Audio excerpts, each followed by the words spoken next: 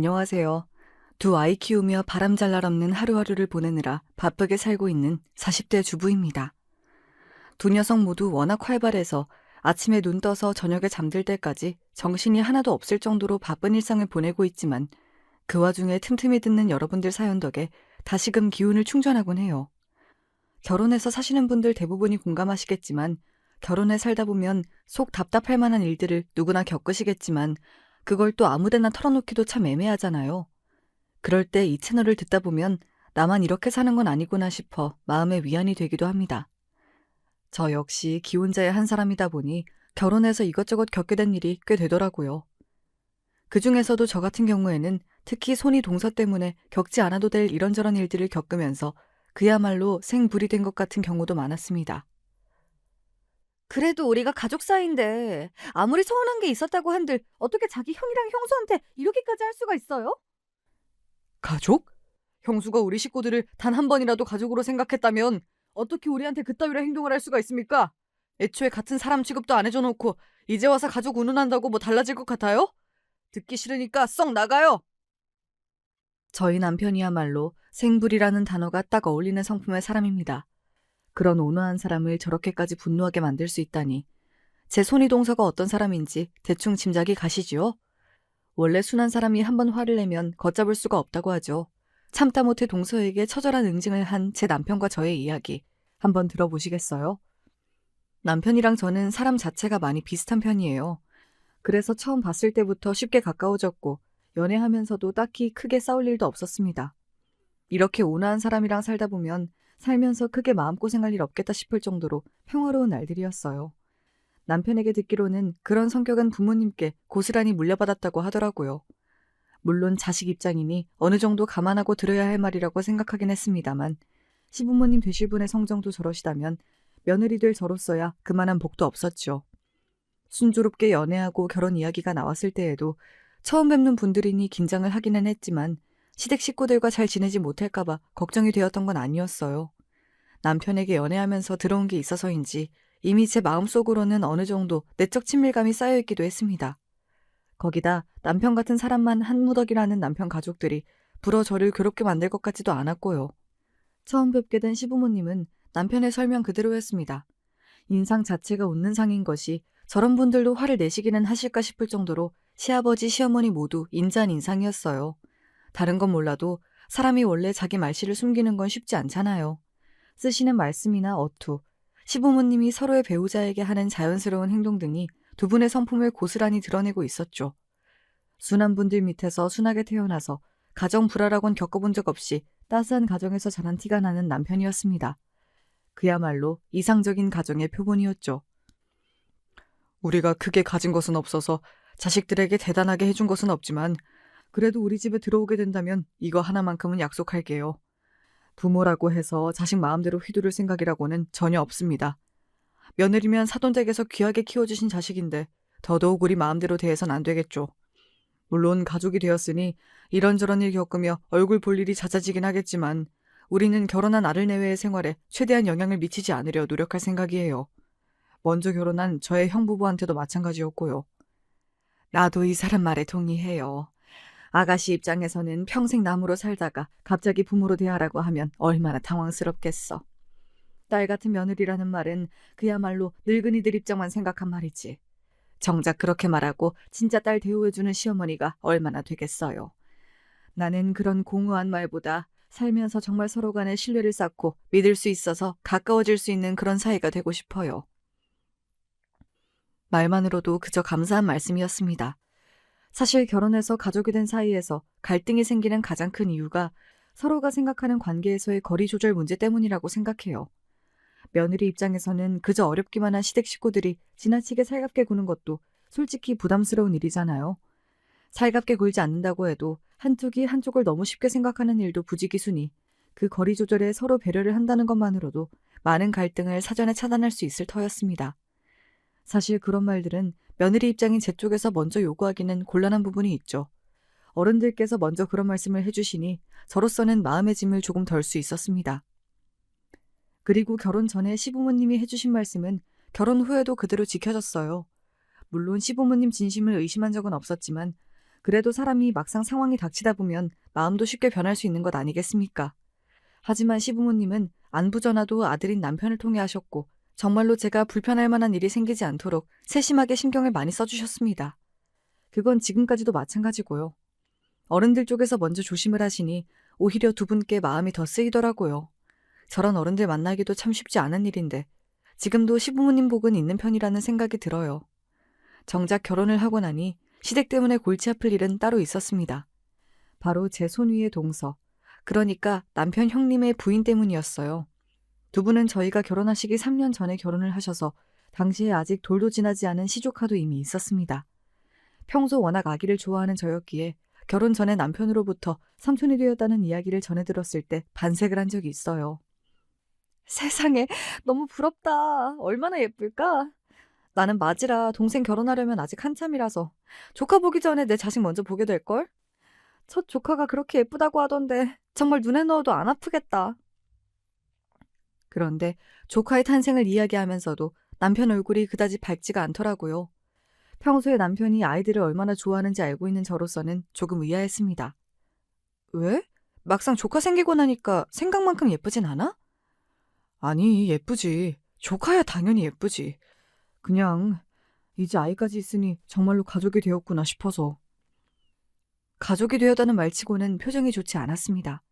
지금 와서 돌이켜 생각해보면 그때부터 남편은 이미 자기 형수를 좋아하지 않았던 것 같아요. 남편 말대로 자기 형과 형수 사이에 아이까지 생겼으니 이제 핏줄로 때려야 뗄 수 없는, 돌이킬 수 없는 사이가 되었다는 생각에 마음이 무거웠던 것 같습니다. 저희 결혼이 결정되고 나서 제 손이 동서되실 분에 대해서 남편에게 물은 적이 있어요. 이전까지는 결혼에 대한 구체적인 이야기가 나오지 않았으니 물어보는 게 신뢰가 될 수도 있다고 생각했지만 결혼을 하기로 한 이상은 평생 보게 될 동서였으니까요. 사실 나이를 생각해 본다면 시부모님보다 더 오랜 시간 동안 보게 될 사이가 형님 내외이기도 했으니까요. 형님 성격에 대한 이야기야 그동안 알게 모르게 제법 나와서 대충 파악이 되었지만 이상하게 형수님에 대한 이야기만 나오면 화제를 돌리던 남편이었습니다. 지금에야 남편이 형수를 거론하는 것도 별로 좋아하지 않는다는 걸 알게 되었지만 그때는 그걸 그리 심각하게 생각하진 않았습니다. 형수님 집안이 좀 부유한 편이죠. 우리 집이랑은 차이가 좀 많이 나지. 남편은 그렇게 간략하게만 설명하더라고요. 그조차도 제가 대놓고 물어보니까 마지못해 하는 소리인 것 같았습니다. 그래서 속으로 집안 좀 산다고 자기 기준에 못 미치는 시댁 식구들에게 잘 대해주지 않으시는 건가 하는 생각이 들더라고요. 저희 집 형편도 시댁이랑 별반 다를 것이 없었습니다. 대단하게 물려받을 재산이 있거나 한 건 아니었지만 그렇다고 저희 친정이나 시댁이나 자식들 번듯하게 장성하게 만드는데 부족함이 있는 집안도 아니었어요. 양친 모두 평생을 성실하게 일하셔서 자식들 바르게 잘 키우셨는데요. 그래도 살면서 돈이라는 게 무시할 수 있는 부분이 아니다 보니 그래서 남편이 저렇게 불편해하는 건가 싶었죠. 그래서 처음으로 시댁 식구들 전부를 한자리에 만나는 식사 자리에 초대받고도 혹시 제가 동서 눈에 차지 않을까 조금 걱정이 되었습니다. 정작 처음 만나는 동서 인상은 나쁘지 않았어요. 비록 다른 시댁 식구들에 비해서 하고 있는 차림새가 좀 차이가 나긴 했지만요. 명품 같은 걸 잘 모르는 제가 보기에도 머리부터 발끝까지 두른 모든 것들이 고급품으로 보였습니다. 그렇다고 해서 처음 보는 예비동서인 저를 평가하듯 내려보거나 깔보는 기색은 전혀 없었습니다. 두르고 계신 것도 본인에게는 늘상 입는 당연한 것들이어서 그런지 딱히 뻐기는 눈치도 아니었고요. 그저 조용하고 얌전하게 식사 자리를 지키셨고 그날만큼은 다른 시댁 식구들도 손님으로 온 저를 신경 쓰는데 여념이 없으셨죠. 나 솔직히 당신 형수님 만나는 거 좀 긴장됐었다? 근데 막상 만나 뵈니까 내가 괜한 걱정을 한 것 같아. 나도 그냥 평범한 집안 사람이다 보니 돈 있다는 사람들에 대해서 편견이 있었나 봐. 편견도 아주 근거 없이 생기는 건 아니니까. 결혼하고 나서라도 형님 내외랑 어울릴 일이 그다지 있진 않을 테니까 당신이 미리부터 너무 부담 가질 필요는 없어. 저는 동서와 잘 지낼 수 있을 것 같다는 생각의 한 말이었는데 남편 말하는 뉘앙스가 가급적이면 저랑 동서가 대면하는 자리를 최대한 만들지 않으려는 것 같았어요. 그 전부터 낌새는 눈치챘지만 남편이 워낙 말을 아끼길래 굳이 캐묻지 않았는데 이쯤 되니 들어야 할 말은 미리 들어두는 게 앞으로의 상황에 대처하기 위해서라도 꼭 필요할 것 같았습니다. 사실 내가 전부터 느꼈던 건데 자기 형수님을 별로 좋아하지 않는 것 같아. 내가 어쩌다 형수님에 대한 얘기를 꺼내도 말을 돌리는 것도 같고 혹시 형수님하고 무슨 일이 있었어? 남편 표정이 이걸 어디까지 말해야 하나 고민하는 것 같았어요. 평소에 남에 대한 말을 옮기는 것을 극도로 싫어하는 남편이었습니다. 설사 본인과 감정이 좋지 않은 사람이라 할지라도 함부로 말하지 않으려고 노력하는 사람이었어요. 그러니 그동안 제가 남편의 형수님에 대한 감정이 별로 좋지 않음을 눈치챌 정도임에도 형수님 이야기를 하는 걸 그토록 꺼렸던 거겠죠. 하지만 이내 자기와 결혼하면 어차피 알게 될 거라고 생각한 모양인지 남편이 내키지 않는 기색으로 입을 열었습니다.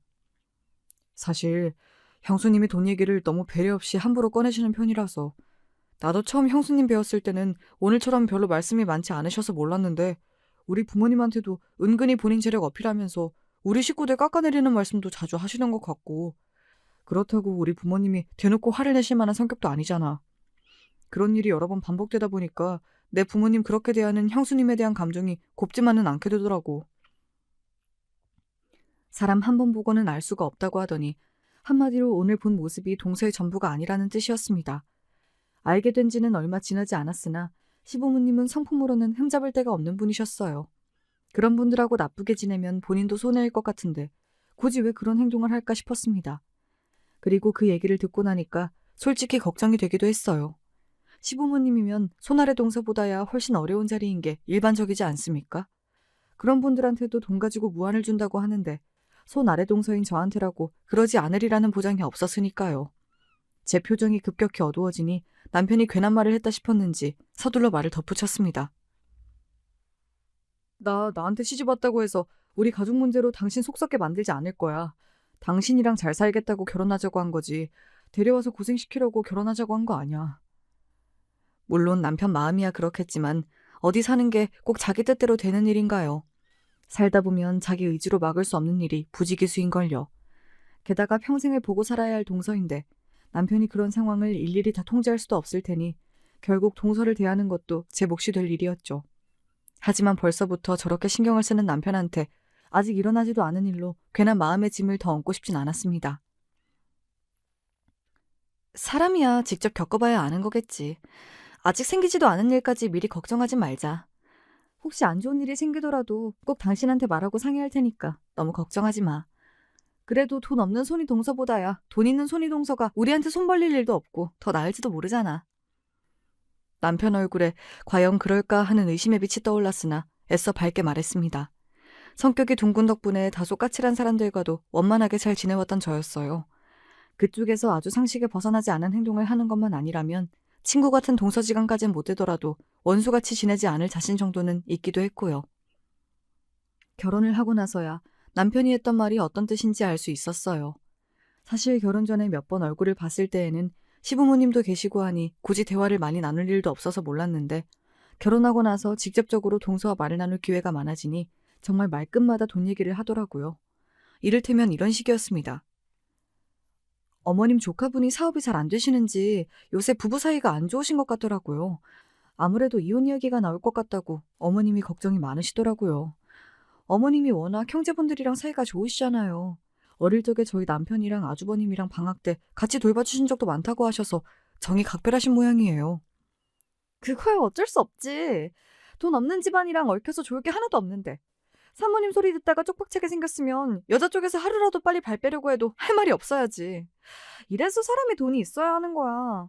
세상에 어떤 사람이 없이 살면서 고생하고 싶겠어? 저는 조카의 이혼 문제로 심란하실 어머님을 걱정한 거였는데 동서는 아예 딴소리를 하고 있었어요. 속으로야 그렇게 생각할지 몰라도 시댁에서 나누는 대화였는데 어디서 어머님이 들으실 줄 알고 아까는 조카에 대해 잘 알지도 못하면서 그렇게까지 매몰차게 말을 하나 싶었습니다. 이것뿐만이 아니었어요. 동서는 어떤 화제가 나오더라도 심지어는 돈 얘기와는 전혀 관계가 없는 이야기를 하더라도 기가 막히게 화제를 돈 얘기로 돌리곤 했습니다. 꼭 머릿속에 돈 생각밖에 없는 사람 같았어요. 모든 이야기의 주제가 돈이다 보니까 돈 얘기 관련한 말실수가 잦아질 수밖에 없는 건 어찌 보면 당연한 일이었죠. 그건 시부모님께도 예외가 아니었습니다. 오랜만에 시댁 가족 모임으로 식사를 한 후에 어쩌다 보니 시부모님 노후 준비 이야기가 화제로 등장했습니다. 시부모님 재산이 많은 편은 아니었으나 두 분 다 맞벌이로 직장 생활을 하시다 퇴직을 하셨기 때문에 두 분 모두 퇴직연금도 가지고 계셨고 그걸로 부족할 만한 부분은 살고 계시던 집으로 주택연금도 넣어두셔서 자식들 손 벌리지 않고 충분히 생활이 가능하셨어요. 이전에 남편에게 다 들은 이야기였고 저희 친정도 사정이 비슷했습니다. 저희 부부 둘 다 부모님이 저희 클 때 고생 모르게 해주시고 대학까지 다 보내주신 것만으로도 부모로서 해주실 건 충분히 해주셨다고 생각하고 있었기에 결혼 이후에 저희 친정이나 시부모님께 덕볼 생각이라곤 해본 적이 없었어요. 사실 두 분 노후 준비 잘 되어 있어서 저희가 따로 두 분 부양하느라 고생하지 않아도 된다는 점은 내심 다행스럽기도 하고 감사하기도 했어요. 노후 준비 안 된 부모님이 계셨다면 얼마나 마음에 부담이 많이 됐겠어요. 그것만으로도 시부모님께 더 바랄 것이 없다고 생각했어요. 하지만 동서 생각은 좀 달랐나 봅니다. 그래도 자식들 앞으로 살 길 잘 닦아주는 것도 부모가 해야 할 일인데 이래서 돈이 없다는 건 참 서러운 일인 것 같아요. 저희 부모님은 저 시집 가기 전에 한 재산 뚝 떼어주시면서 사람이 믿는 구석이 있어야 다른 사람 대하는 태도부터 달라지는 거라고 그렇게 말씀을 하셨거든요. 그래서 그런지 무슨 일이 생겨도 뒤에서 든든히 받쳐주실 친정 부모님이 계신다고 생각하면 마음이 참 든든하더라고요. 그런 건 모르고 살 사람들은 참 딱한 것 같아요. 얼핏 들으면 자기한테 물려준 것만은 자기 친정 부모님 칭찬인 것 같으나 반대로 말하면 노후 준비 외에는 딱히 물려받을 유산 기대하기 어려운 시부모님 듣기에는 참 민망스러운 말이잖아요. 꼭 저희 시부모님이 물려줄 유산이 없어서 자식들 앞길 잘 닦아주지 못해 자식들 돈으로 서럽게 만드는 무능한 부모라도 된다는 소리로 들리지 않나요? 저만 그렇게 들은 게 아니었던지 남편 얼굴이 대번에 굳더라고요. 그 소리를 듣고 있는 시부모님 또한 당황한 기색이 역력했습니다. 그러니까 동서는 매번 저런 식이었어요. 돈으로 당사자가 듣기에 썩 기분 좋지 않을 경솔한 소리를 해놓고서는 막상 그걸로 뭐라고 하자니 말하는 사람이 참 쪼잔한 사람이 된 것 같은 거 말이에요. 무슨 말씀인지 아시겠죠? 그러니 시부모님 성정에 저런 일로 일일이 동서를 잡으실 분도 아니시니 매번 비슷한 상황이 반복되었습니다. 사실 저걸 저지하려면 동서 남편인 아주버님이 하시는 게 옳을 일이었으나 몇 번 지켜보니 아주버님도 돈 깨나 있는 자기 부인한테 찍소리 못하고 잡혀 사시는 것 같았습니다. 그렇다고 자기 부모가 그런 소리 듣고 있는데 가만히 있는 게 자식으로서 할 짓이 아니라고 생각했으나 정작 부모인 시부모님도 자기 아들 타박을 안 하시는데 제가 그러기도 참 애매했죠. 정말 한두 번도 아니고 도대체 형은 뭐 하는 거야? 집에 돌아온 남편이 그동안 쌓인 게 많았던지 한 소리 하더라고요. 사실 저 때도 남편이 제 형수에게 한마디 하려고 하자 시어머니께서 다급히 남편 손을 잡고 말리신 걸 저도 봤거든요. 제 남편이 괜한 소리를 할 사람은 아니거든요. 할만해서 한 소리 하려고 한 것까지 제 어머니께 저지당하자 어지간히 속이 답답했던 모양이었습니다. 그러게. 아까 그 말은 내가 듣기에도 너무 나갔다 싶더라고. 어른들 들으시는데 할 말이 있고 안 할 말이 있지.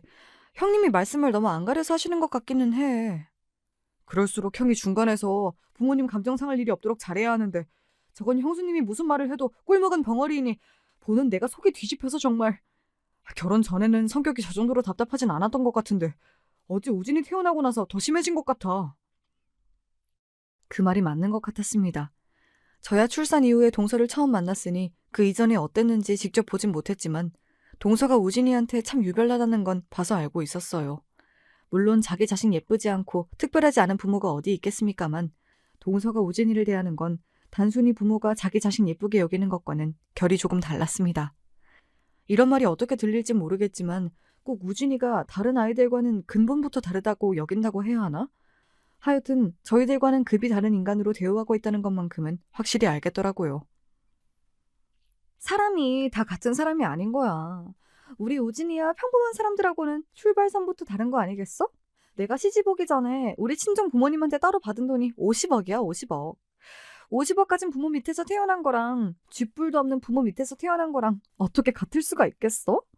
먹는 거, 입는 거, 앞으로 커서 받을 교육까지 우리 우진이가 월등할 텐데. 특별 대우 좀 한다고 뭐가 문제냐고. 모든 아이들한테 균등한 기회를 줘야 한다? 말은 좋지. 그거 결국 없는 사람들이 자기 능력으로 제 자식한테 해줄 건 못 해주니까 있는 사람들한테 떼쓰는 거나 마찬가지야. 당연히 부모가 됐으면 자기 몸을 팔아서라도 자식들 뒷바라지는 제대로 해줘야 하는 거 아니야? 그 정도도 못 해줄 거면 애 낳을 생각을 말아야지. 막상 낳아놓고 있는 집 자식한테 해주는 것만큼 할 능력 안 되니까 있는 사람들 물고 늘어지는 거라고. 무슨 거머리도 아니고.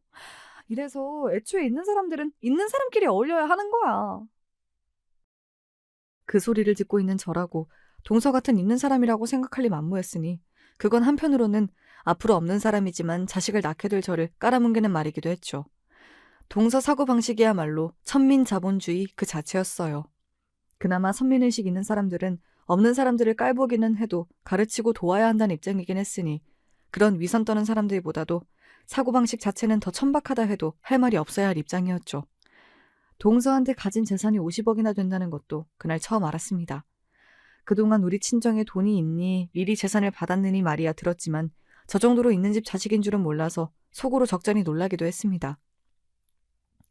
가진 게 저 정도이니 저같이 쥐뿔도 없는 사람들이야 아무것도 아니라고 생각하고 살았는지 모르겠지만 남편이랑 성실히 맞벌이하는 제 입장으로는 솔직히 안 이거운 생각이 들기도 하더라고요.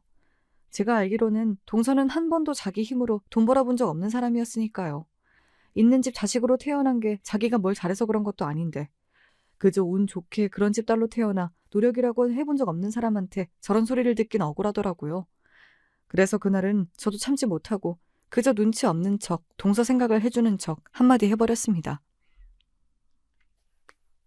형님, 속으로는 어떻게 생각하시는지 몰라도 요즘 나가서 대놓고 그렇게 말씀하시면 사람들이 욕해요. 어디 형님 욕만 하나요? 그거 결국 다 우진이한테 그대로 돌아가요. 아무리 없는 사람들이 하는 소리라고 해도 우진이 나쁜 소리 듣게 하시긴 싫으시잖아요. 그렇죠? 동서 표정이 아주 볼만하게 변하더라고요. 뭐 돈 있는 자기만 거르지 않고 하고 싶은 얘기 다 할 줄 아나요? 돈 없어도 말하는데 돈 드는 것도 아닌데 제 입으로 제가 떠들겠다는데요. 그것도 자기 자식 나쁜 말 듣지 말라고 해주는 바른 말인데 자기가 뭐라고 그러겠어요. 못마땅한 기색이 역력한 표정을 보자니 자기도 듣기 싫은 소리 들으면 막상 기분 나쁘면서 참 역지사지 안 되는 사람이라고 생각했습니다. 그럼에도 불구하고 우진이가 커나갈수록 동서가 저러는 건 더 심해졌어요. 자기 자식한테는 최고만 해줄 거라면서 아이 갓난쟁이일 때부터 아이가 조금 더 크면 기억도 못할 온갖 사치품만 먹이고 입혀왔는데 커가면서 부모 경제력에 차이가 난다는 걸 과시할 기회는 더더욱 많아질 테니 사실 예상했던 일이기도 했습니다. 아이 엄마가 저리 극성이다 보니 돌보미 분이 바뀌는 것도 부지기수였죠. 나한테 받아가는 돈이 얼마인데 다들 프로의식이라고는 눈꼽만치도 없어. 돈 받아갈 때는 그저 좋다고 굽신거리더니 돈 받았으면 돈 받은 값은 해야 할 거 아니야? 사람이 갈려나갈 때마다 부활을 터뜨리는 동서이지만 자기 돈 많다고 득볼 거 하나 없는 저나 저희 시댁 식구들한테도 그렇게 경솔하게 행동하는데 직접 돈 주고 고용한 사람들한테는 얼마나 야박하게 굴지 보지 않아도 뻔했습니다. 있는 사람들이 더하다는 말은 딱 동서 같은 사람한테 쓰는 말이었어요. 동서보다는 그동안 동서 밑에서 온갖 인간적 모멸감을 겪으며 이를 악물고 참았을 돌보미 분들 심정이 더 이해가 가서 한숨이 나왔지만 그럼에도 우진이 걱정이 되더라고요. 돌보미 분 자주 바뀌는 게 아이 정서에는 좋을 리가 없을 테니까요. 부디 동서가 성질을 좀 죽여서 진득하니 버티는 분이 나오시길 바라는 마음으로 말했습니다. 형님, 혹시 이번 돌보미 분한테도 집 청소시키셨어요? 그럼 내가 저한테 주는 돈이 얼만데 그 정도도 못 시켜?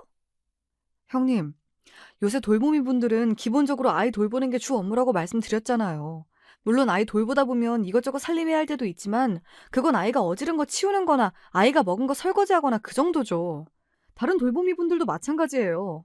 형님은 따로 집안 살림해 주시는 도우미 분도 계시는데 굳이 돌보미 분들한테까지 시킬 필요는 없잖아요. 돈 주는 사람이 시키는 일이면 군말 없이 해야지. 남의 지갑에서 돈 빼내는 게 어디 쉬운 일인 줄 알아?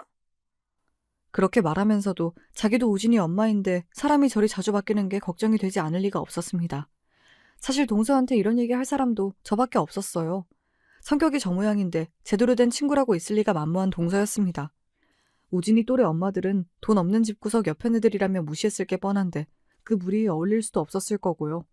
그나마 저야 아이도 있고 하니 어쩔 수 없는 가족으로 묶여있으니 이렇게 가끔이나마 말 상대라도 해주는 거겠죠. 그러다 보니 저를 은근히 깔보면서도 제 말은 완전히 무시하지 못하는 동서였어요. 아이 정서도 생각해야 하잖아요. 돌보미 분이 고정적으로 일을 하셔야 우진이 정서적으로도 덜 불안하지 않겠어요? 형님 마음에 안 차시더라도 이번에 새로 오는 분한테는 가급적이면 다른 요구사항 말씀하지 마시고 한번 지내보세요. 주둥이를 툭 내민 심술궂은 표정을 하면서도 별 대꾸를 하지 않는 걸 보면 자기도 느낀 바가 좀 있겠지 싶었습니다. 엄마가 밉살 맞긴 했어도 아직 말도 제대로 못하는 어린 시조카가 무슨 잘못이 있겠어요. 우진이를 봐서라도 동서가 좀 정신을 차렸으면 싶기도 했습니다. 집안에서 워낙 동서 입김이 세다 보니 아주버님이 좀처럼 집에서 길을 못 펴시는 건 당연했어요. 하긴 우진이한테 들어가는 것도 아주버님 월급으로는 어림도 없는 일일 테니 죄다 동서 주머니에서 나올 게 뻔했습니다. 자기 돈 쓰는 걸로 유세란 유세는 다 떠는 동서가 우진이 교육 문제로 아주버님한테는 입도 대지 못할 건 뻔했고요. 그런 고로 아주버님이 집에서 겉돌기 시작한 지가 꽤 된 모양이었어요. 문제는 그 자격지심을 엉뚱하게 풀기 시작했다는 거였습니다. 아주 헛바람이 들어도 단단히 들었어. 왜? 아주버님이 또 같이 골프 치러 가자고 하셔? 지금이야 젊은 사람한테도 골프가 꽤 유행이라면서요. 하지만 그 당시만 하더라도 아직 골프는 돈 좀 있다는 사람들이나 즐기는 고급 스포츠였습니다. 평범한 월급쟁이에다 아직 30대였던 아주버님이나 남편이 즐기기에는 부담스러운 운동이었어요. 돈이 좋긴 좋다느니 명품 골프클럽은 감싸주는 손맛부터 다르다느니 그게 자기 돈이겠어? 다 형수 돈으로 노는 거지. 지금도 집에서 찍소리 한번 못하면서 형수 돈까지 쓰면서 대체 무슨 취급을 받으려고 저러는지 몰라. 저 때문에 자기 부모가 그렇게 업신여김을 당하면 자식이 돼서 정신을 차려도 모자랄 판에 제 자식 크는 데에는 관심도 없고. 당신은 당신 형님 그렇게 못마땅해 할 거면서 뭐 한다고 부르는데 어울려준다고 그래. 골프 같은 거 좋아하지도 않으면서. 저도 어울릴 사람 없으니 자꾸 불러내니 더 그렇지. 그리고 내가 생각해놓은 게 있어서 그래. 그때까지만 해도 남편이 굳이 즐기지도 않는 자리에 억지로 나가는 게 이해가 잘 안 됐습니다. 원래 아주버님도 순하고 온화한 성격이었다는 말은 들었는데 가장 마음 편히 지내야 할 공간인 가정이 편안한 공간이 아니다 보니 성격이 많이 까칠해지신 것 같았습니다. 그런 형이 눈밖에 난 지 이미 오래일 텐데도 불구하고 상대해주는 게 평소 남편 성격과는 거리가 있었거든요. 싸울 일이 생기면 차라리 거리를 두는 편이기도 했고요. 그래서 아직 형제로서의 일말의 정은 남은 모양이다 싶었습니다. 동서에게 우진이 돌봄이 고용 문제로 쓴소리를 한 지 얼마 지나지도 않았는데 또 다시 사람이 그만두었다는 소식이 들려왔습니다. 이번에는 민망해서 직접 얘기하기도 그런 모양이었던지 시어머니 통해 전해들은 소식이었어요. 벌써 사람 그만뒀다는 말만 대여섯 번은 들은 것 같은데 정말 걱정이다. 이렇게 사람이 자주 바뀌면 일하는 사람들 사이에서도 말이 돌 텐데 다시 사람 구하기가 어디 쉬운 일이겠어? 어린이집 보내기에도 아직 너무 이른 나이잖아. 어린이집에 자리가 있다고 한들 형님 성정에 그런 데 보내려고 하겠어요? 좀 더 커서 고급 영어 유치원이면 또 모를까. 그런데 절대 안 보내려고 할걸요? 정말 큰일은 큰일이네요. 당시 시어머니의 가장 큰 근심이 우진이 돌봄이 문제였기 때문에 시어머니 걱정이 이만저만이 아니었습니다.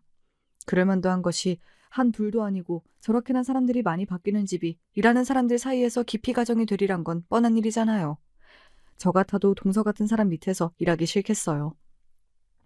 하지만 일하지 않는 엄마라고 해서 동서가 집에만 붙어있는 사람도 아니었습니다. 말로는 우리 우진이 다른 애들하고는 비교도 할 수 없는 남다른 아이라느니 어쩌니 하면서도 정작 제 손으로 우진이 돌보는 일은 많지 않은 동서였습니다. 마사지를 받는다느니, 호텔 스파를 끊어놨다느니, 전담 필라테스 강사에게 수업을 받는다느니 직장을 다니는 저보다도 스케줄이 빡빡한 동서였습니다. 분명 사람 구하는 문제로 발등에 불이 떨어졌을 동서였어요. 그래서 동서로부터 우진이를 하루만 봐달라는 연락을 받았을 때 결국은 아직까지 돌보미 분을 다시 못 구했구나 싶었습니다. 그러면서도 솔직히 당황스러웠어요. 지금이야 아이돌 엄마로서 베테랑 양육자가 되었다지만 그때는 결혼한 지도 얼마 되지 않아 아직 저희 아이들도 없을 때였습니다. 제가 저희 집 맞이라서 따로 조카나 어린아이 봐준 적도 없었고요. 시댁에서 우진이를 몇 시간 봐준 적은 있었지만 그때는 곁에 시부모님도 계실 때였고 저희 부부끼리 볼 일은 없었으니까요. 거기다 동서가 보통 성격입니까?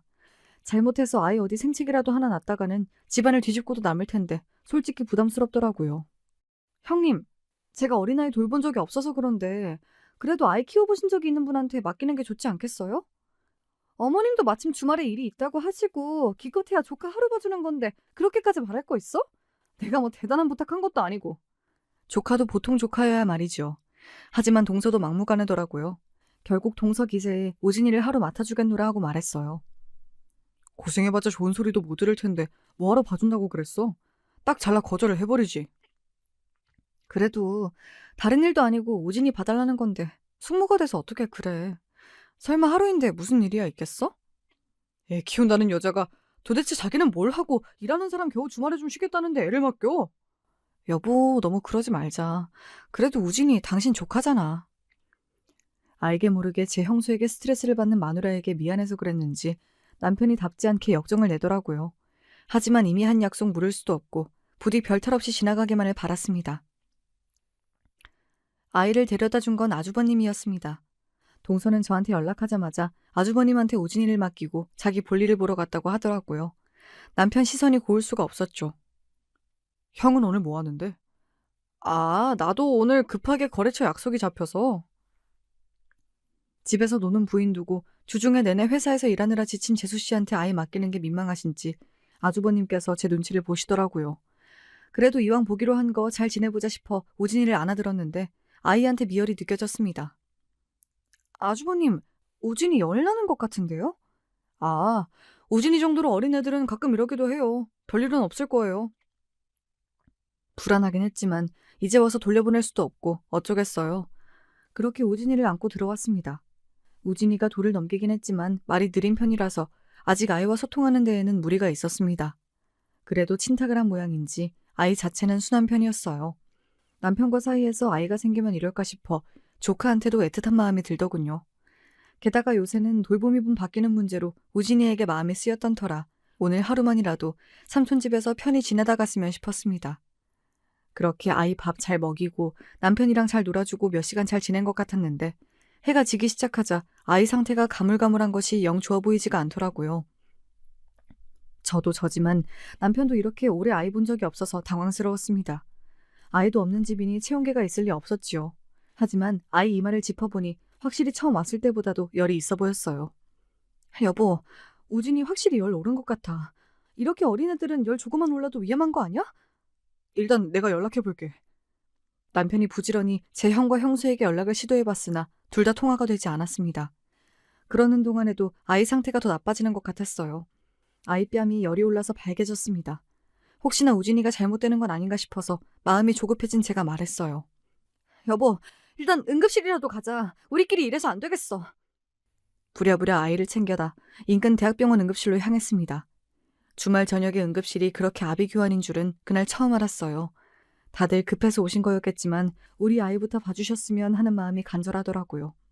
부모 마음이 이런 걸까 싶었습니다. 한참을 기다린 끝에 드디어 선생님께 아이를 내보일 수 있었고 다행히도 큰일은 아니라고 하시더라고요. 열이 조금 높긴 했지만 크게 위험하거나 한 정도는 아니에요. 이렇게 아이가 어린 부모님들이 당황해서 응급실로 많이들 오시거든요. 단순 감기인 것 같으니 조금 쉬시다 귀가하시면 되겠습니다.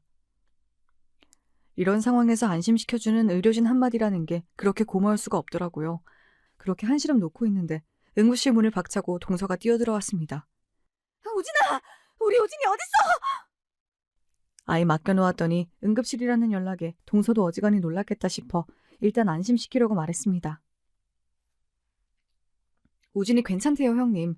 미열이 있었는데 가벼운 감기인 것 같고 다른 이상은 없다니까 아이 데려가면 될 것 같아요. 제 목소리를 듣더니 동서가 갑자기 눈을 부라리며 저한테 달려들었습니다.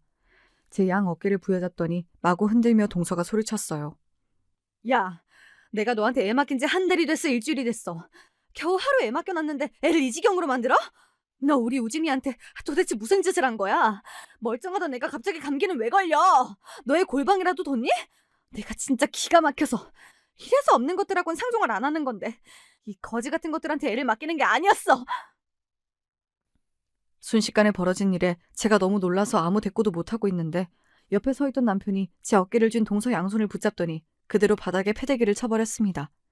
이를 당한 동서도 동서인데 제가 너무 놀랐어요. 평소 남편으로서는 상상도 할 수 없는 행동이었으니까요. 이게 대체 무슨... 야, 이 미친 여자야! 남편의 사자 후에 온 사람들 시선이 저희에게 꽂혔습니다. 당장이라도 한 번 더 자기를 패대기 칠 기세에 그제야 동서가 남편 눈치를 살폈습니다. 제 남편이 그렇게까지 화를 낼 수 있는 사람이라고는 생각하지 못했던 저도 놀란 건 마찬가지였죠. 제 새끼 내팽겨치고 돈이나 펑펑 써대며 애 내버리고 갈 땐 언제고 아픈 제 새끼 챙겨서 병원까지 와준 사람한테 뭐? 거지 같은 것들한테 애를 맡기는 게 아니었어? 누가 네 새끼 반긴다고 억지로 애 떠넘기고 갈 땐 언제고 적반하장도 유분수지. 너 같은 것도 어미라고 둔 우진이가 불쌍하다. 원색적인 비난에 동서 얼굴이 시뻘겋게 달아올랐습니다. 그제야 주위 사람들이 저를 보고 수근거리는 게 눈에 들어오기 시작한 모양이었어요. 처음에야 경황 없이 당하긴 했지만 화가 난 건 저 역시 마찬가지였습니다. 형님, 아주버님이 처음 데려다 주실 때부터 우진이 미열이 있었어요. 아이한테 아픈 기색이 보였으면 설사 중요한 일이 있더라도 취소하고 아이 곁에 있어주는 게 맞지 않아요? 보나마나 또 호텔 스파나 가셨을 텐데 그래놓고 애돌봐준 저희한테 책임 떠넘기는 건 좀 아니죠. 경우가 없어도 너무 없잖아요. 제가 아이 봐줘놓고 형님한테 이런 막말까지 들어야 해요? 양쪽에서 협공을 하니 동서가 쪽도 못 쓰더라고요. 평소에 저나 남편이나 사근사근한 사람이니 저희한테 이런 망신을 당하리라곤 생각지도 못했겠죠. 하지만 저희가 성격이 온화한 거지 등신은 아니잖아요. 한마디 더 해주려고 하는데 남편이 제 손을 잡아 끌었습니다. 됐어. 똥이 더러워 피하지 무서워 피하나? 가자. 우진이는? 지 어미가 신경 쓸 일이지. 없는 것들이 귀하신 분 자제 챙겨주게 생겼어? 신경 쓰지 말고 가. 그러고는 응급실 바닥에 여전히 퍼질러진 제 형수를 버려두고는 제 손을 잡고 응급실을 나서는 남편이었습니다. 아직 응급실 병상에 누워있는 우진이가 신경 쓰였으나 평소에 그렇게 참기만 하던 남편이 오죽이나 속이 상했으면 이렇게까지 할까 싶어 저도 마음이 안 좋았어요. 당신 형이고 저 여자고 연락 와도 일절 받지 마. 더러운 것들. 감히 누구 마누라한테 이따위로 함부로 굴어? 그야말로 극대노한 남편이었습니다. 우진이 상태가 궁금하긴 했으나 저렇게까지 남편이 화를 내는데 저라고 무슨 반가운 사람이라고 그 사람들하고 얘기를 하고 싶었겠어요. 그렇게 그날 저녁부터 다음날 근무를 하는 와중에도 아주버님 내외한테서 번갈아 연락이 왔으나 남편 말대로 받지 않았습니다. 그러고 퇴근을 해서 집에 돌아가는데 남편이 집 앞에서 누군가와 실랑이를 벌이는 모습이 보이더라고요. 또 무슨 일인가 싶어 놀라갔더니 아주버님이랑 동서더라고요. 왜 또 이래요? 도대체 또 무슨 일인데요? 혹시나 우진이한테 무슨 일이 생긴 건가 싶어서 덜컥 겁이 나더라고요. 그러나 동서 입에서 나온 소리는 전혀 예상조차 하지 못한 뜻밖의 일이었습니다. 그래도 가족인데 어떻게 나한테 이럴 수가 있어? 고발이라니! 이게 도대체 무슨 일인가 싶어 남편을 쳐다보았더니 남편 표정이 싸늘하게 짝이 없더라고요. 영문을 몰라 주위를 둘러보니 분해서 어쩔 줄 모르는 제 마누라와 차갑기 그지없는 동생 사이에서 아주버님이 어쩔 줄을 몰라 눈치만 보고 계시더라고요. 설명을 요구하는 제 눈빛에 남편이 비로소 입을 열었습니다. 저 있는 집 자제라고 그렇게 우리 부모님이랑 우리 무시하던 저 여자가 알고 보니 범법자더라고. 그런 주제에 돈 있는 위세는 있는 대로 다 떨고 천박해서 진짜. 그래서 고발했니? 그래도 내가 네 조카 엄마인데 어떻게 경찰에 투기로 고발을 할 수가 있어? 그럼 좀 똑바로 살지 그랬어. 남의 등 처먹어가며 배불린 돈으로 호의호식했으면 주둥이나 얌전히 다물고 살던가. 주위에 원한을 그렇게 흩뿌려 놓고도 네가 잘 먹고 잘 살 줄 알았어? 너한테 허위 투자 정보 들은 사람들도 소식 다 전해뒀으니 여기서 이렇게 진상 떨고 있을 여유 없을 텐데. 이게 다 무슨 소리인가 싶었습니다. 동서가 돈 때문에 투기했다는 말은 솔직히 놀랍진 않았어요. 그렇게 돈에 환장한 사람인데 뭐 있는 사람들 한다는 나쁜 짓이야 다 했겠죠. 하지만 그걸 사이도 별로 안 좋은 남편이 무슨 수로 알고 경찰에 고발식이나 했다는 건지 이해가 안 됐죠.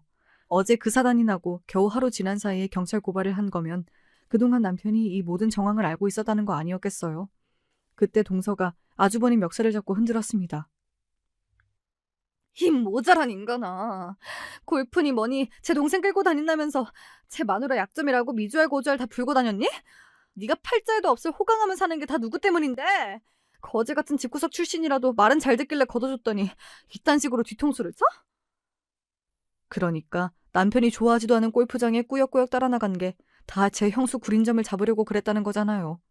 저 사람이 저리 치밀한 사람이었나 싶어 소름이 다 끼치더라고요. 제 마누라한테 멱살을 잡힌 게 억울하다는 듯이 아주버님이 말했습니다. 너 아무리 이 사람한테 감정이 안 좋아도 그렇지. 그렇다고 어떻게 형수를 고발까지 해? 너 우리 우진이 봐서라도 그러면 안 되지. 형도 정신 똑바로 차려. 우진이도 저런 인간으로 키울 셈이야? 제 마누라가 천방지축으로 부모님이고 형제 재수씨까지 업신여기며 사람 취급도 안 하는 꼴을 보고도 그저 돈 쓰는 데에만 재미 들여서 지금껏 이 꼴을 방관해놓고는 형은 입이 10개라도 할 말이 없어. 양친이 다 저 모양이니 우진이 앞날이 어떻겠어? 이만하면 남편도 많이 참았죠. 애초에 우리를 가족 취급해준 적도 없는데 사실 동서한테야 의리라고 할 것도 없었습니다. 그리고 남편 말처럼 죄 지은 게 있으면 벌 받아야 한다는 생각은 저도 마찬가지였습니다. 애초에 본인이 잘못한 게 없었으면 지금 이 꼴 당할 일도 없는 거잖아요. 다 자업자득이죠. 시댁 식구들 없이 산다고 만만하게 생각하면서 무시한 거 여기 아무도 모르는 사람이 없는데 되지도 않는 가족 타령하지 말고 더러운 꼴은 이쯤 보고 이만 인연 끊읍시다. 당신같이 천박한 인간한테 내 부모 무시당하는 꼴도 더는 보고 싶지 않고 내 아내하고 댁 같은 인간 어울리게 할 생각도 추호도 없으니까 우리 가족 아무도 당신 반기는 사람 없어. 그러고는 제 형과 형수를 문전박대하고는 저만 쏙 데리고 남편이 집으로 들어왔어요. 그러고도 한참을 흥분해서 숨을 못 고르고 있는 남편을 보자니 그간 남편이 얼마나 참았을지 모를 수가 없어 그저 남편을 꼭 안아주었습니다. 사안이 사안이다 보니 시댁에도 금세 소식이 전해졌어요. 동서의 만행에 제가 어떤 일까지 겪었는지 들으신 시부모님이 제 앞에서 고개를 못 드셨습니다. 그저 집안에 분란 일으키지 않을 생각으로 어른들이 참기만 하니 첫째가 너한테도 그럴 수 있다는 걸 생각지 못해 너까지 험한 일을 겪게 만들었구나. 우리가 참 네 얼굴 볼 낯이 없다. 아무리 껄끄러워도 어른으로서 해야 할 말은 해야 했는데 우리가 제 몫을 못해서 너희 내외가 이런 일까지 하게 만들었어. 정말 미안하다, 아가. 그간 동서 때문에 시부모님도 적잖이 마음고생을 하신 걸 알고 있기에 두 분 사과를 듣고 있자니 송구스러웠습니다. 저희 사이가 이렇게 틀어졌는데도 동선에 편들지 않고 전적으로 저희 편을 들어주신 것만 해도 감사했어요. 그렇게 동서와 시댁 간의 교류도 끊어지게 되면서 저 역시 더는 돈밖에 모르고 사람 괄시하는 동서와 엮일 일이 없어졌죠. 남편이 동서의 부동산 투기를 고발한 것이 본격적으로 경찰 조사 착수에 들어가면서 동서도 혐의를 피하기 어려워졌어요. 그 과정에서 동서가 끌어들인 사람들도 제법 되는 모양인지 한동안 동서 집이 시끄러웠다는 얘기를 전해 들었습니다. 그래봤자 우리나라 경제사범 형량이라는 게 그렇게 높은 편도 아니고 부자가 망해도 3대는 간다고 하던데 자기가 갖고 있던 돈들 다 보상금으로 털어도 친정엔 돈이 많으니 동서가 당장 망할 일이야 없겠지요. 하지만 시댁이나 저희 부부는 물론 제 남편과도 틀어졌으니 속이 멀쩡할 리는 없었습니다. 아주버님도 동서 만행으로 제 부모 형제와 모두 척지게 되었는데 제 부인이 곱게 보일 리가 없겠죠. 우진이 때문에 완전히 갈라서진 못해도 두 사람이 지속적으로 불화를 겪으며 별과 재결합을 반복한다는 소식을 전해들은 건 남편으로부터였습니다. 그래도 완전히 제 핏줄에게서 돌아설 수는 없었던 모양인지 가끔 술에 잔뜩 취한 아주버님이 남편에게 연락을 해오시거든요. 남편 반응이야 여전히 싸늘하지만 말입니다. 이것도 거의 10년이 다 된 일이에요. 영 좋지 못한 결말로 끝나긴 했습니다만 말끝마다 돈 하면서 사람 괄시하던 꼴 안 당하게 되니 솔직히 지내기 편하긴 합니다. 그간 저희 부부한테도 아이가 둘이나 생기면서 동선에 생각할 겨를도 없긴 했고요. 가끔 양쪽 부모 모두 믿업지 못한 우진이 생각에 마음이 씁쓸한 것만 빼면 말이죠. 아무래도 부모가 되고 나니 제 아이 또래 아이들은 다 애틋해 보여서 더 그런가 봐요. 이것도 결혼하지 않았더라면 겪을 일 없는 일이다 보니 참 결혼이라는 게 쉬운 일만은 아니라는 생각도 듭니다. 동서 때문에 생각지 못한 고생을 하고 결국은 남처럼 살게 된 제 이야기는 여기까지예요. 여러분들은 이왕이면 좋은 동서 만나 사시길 바라면서 이야기 마칠게요. 들어주셔서 감사해요.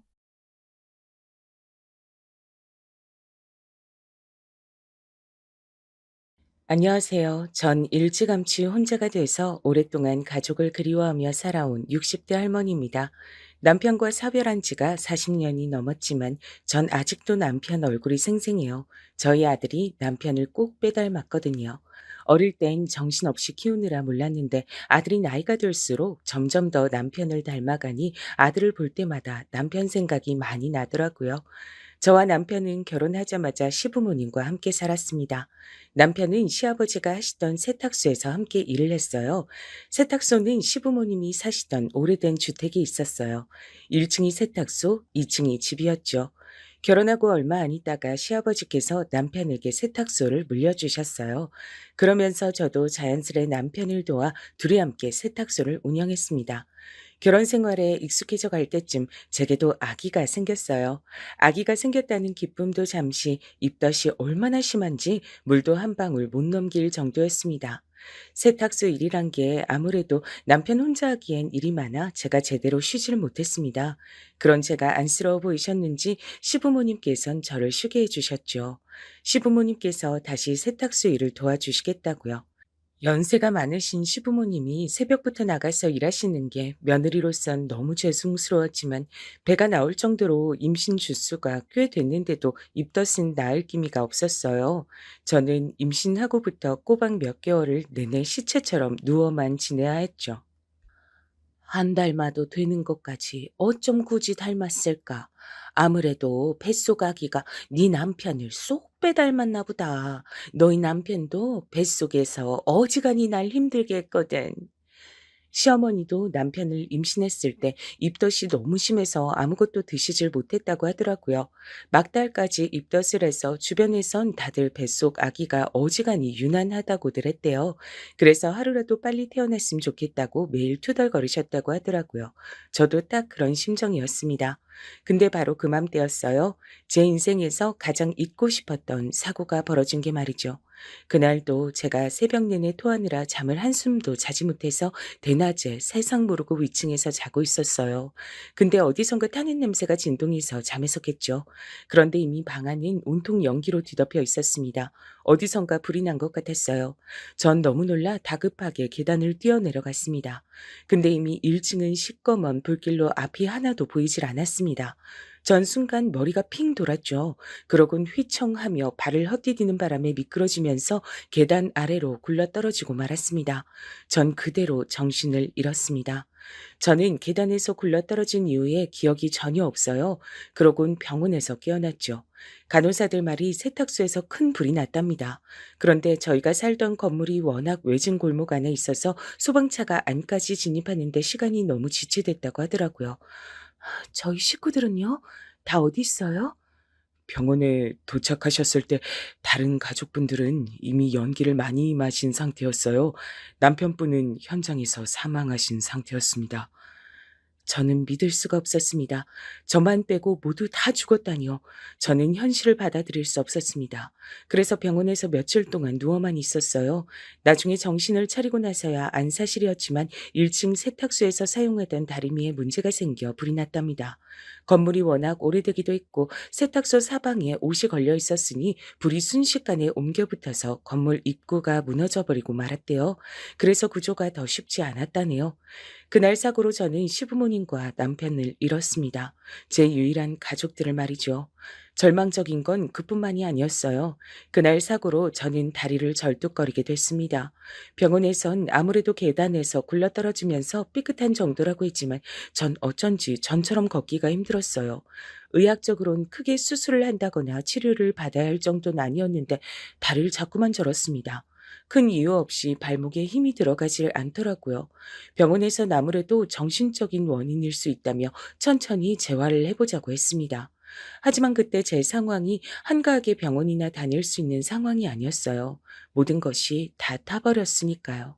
제 몸 하나 누일 집도 없었고 먹고 살 방법조차 없었습니다. 간신히 지켜낸 뱃속의 제 아이를 어떻게든 잘 키워내야 했으니까요. 전 먼저 시부모님과 남편의 장례부터 치렀습니다. 그리고 죽을 때까지 절대 연락하지 않으려던 어머니에게까지 연락했어요. 몇 년 만에 다짜고짜 전화해선 도와달라고 했습니다. 갈 곳이라고는 없던 제게 유일한 희망이었죠. 지푸라기라도 잡는 심정으로 연락하게 했지만 도와주지 않으실 거라고 생각하고 있었습니다. 근데 오빠가 흔쾌히 장례식장에 와줬더라고요. 오빠는 제가 얘기하지도 않았는데 장례식 비용까지 다 결제를 해줬습니다. 그러곤 제게 같이 고향으로 다시 내려가자고 했어요. 전 이때다 싶어 오빠를 따라 어릴 적 살았던 고향으로 내려왔습니다. 근데 역시나 세상엔 공짜란 없었습니다. 오빠가 저를 데려온 이유가 있더군요. 바로 어머니의 상태가 좋지 않으셨어요. 내가 그럴 줄 알았다. 원래 부모가 죄를 지으면 그 자식이 그대로 업보를 치르게 돼 있어. 엄마는 무슨 그런 말을 하고 그래. 기분 나빠하지 마. 엄마가 연세가 드셔서 정신이 오락가락 하셔서 그래. 제가 보기엔 어머니의 상태가 그냥 연세만 드신 정도는 아닌 것 같았어요. 난 저 여자 마음에 안 든다니까. 당신 또 저 여자랑 바람 피우려고 데려온 거지? 난 다 알아. 그니까 지금 당장 내 집에서 내보내. 빨리. 어머니가 좀 이상하긴 했습니다. 눈에 초점도 없고 오빠를 아버지로 착각하시는 것 같았어요. 혹시 어머니 치매예요? 그게 사실은 맞아. 벌써 3년 넘으셨어. 사실 전 어머니의 친딸이 아니었어요. 전 아버지가 밖에서 바람을 피워 나온 혼외자였습니다. 오빠와도 이복 형제였죠. 그러다 보니 전 이 집에 온 이후로 언제나 천덕꾸러기였어요. 어릴 때 절 낳아주신 어머니는 3살 때 저를 아버지에게 보내고 소식이 끊겼대요. 그래서 전 아버지를 따라 지금의 어머니에게 길러졌습니다. 아버지가 살아계실 땐 어머니도 오빠도 제게 잘해주셨어요. 아버지가 워낙 가부장적인 분이시라 바람 피워 밖에서 자식까지 낳아 오셨으면서도 부끄러운 줄 몰라 하셨대요. 오히려 저를 친딸처럼 대해야 한다고 어머니나 오빠 앞에서 큰 소리를 치셨답니다. 어머니나 오빠는 당연히 아버지가 미웠겠지만 전 아버지가 좋았습니다. 아버지는 유일한 제 편이었거든요. 절 참 예뻐해 주셨어요. 그랬으니 어머니도 오빠도 정말 마음에서 우러나와서 제게 잘해주신 건 아니었을 거예요. 근데 아버지께서 돌아가신 이후 많은 것이 변해버렸습니다. 어떻게 보면 당연한 거였겠지만 어머니는 절 귀찮은 존재로 생각하셨어요. 어떻게든 하루라도 빨리 절 내쫓고 싶어 하셨죠. 오빠도 마찬가지였고요. 쟤 언제까지 데리고 살 거야? 지금까지 먹여주고 재워줬음 이제 앞가림 정도는 지가 알아서 해야 하는 거 아니야? 설마 내가 쟤 학비까지 벌어야 되는 거야? 우리 아들이 저 계집애 학비를 왜 내? 걱정하지 마. 중학교 졸업하면 몇 년 밥값 좀 시키다가 데려가겠다는 집 있음 바로 시집 보내버릴 거니까. 아버지의 49제가 끝나자마자 15도 안 된 애한테 설거지 시켜놓고는 제가 듣든지 말든지 막말을 해대더라고요. 아버지는 살아생전에 절 꼭 고등학교까지 보내주신다고 약속하셨어요. 그런데 어머니는 아버지의 약속을 지켜주실 생각이 전혀 없으셨습니다. 제가 중학교를 졸업하자마자 동네 봉제 공장에 출근하라고 하셨죠. 저는 그 봉제 공장에서 온갖 고생을 다하며 그때 결심했습니다. 딱 3년. 3년만 여기서 버티다 돈을 모아 서울로 올라가야겠다고요. 근데 그 또한 쉽지 않았습니다. 제가 일해서 번 돈이 제 손에 들어오질 않았거든요.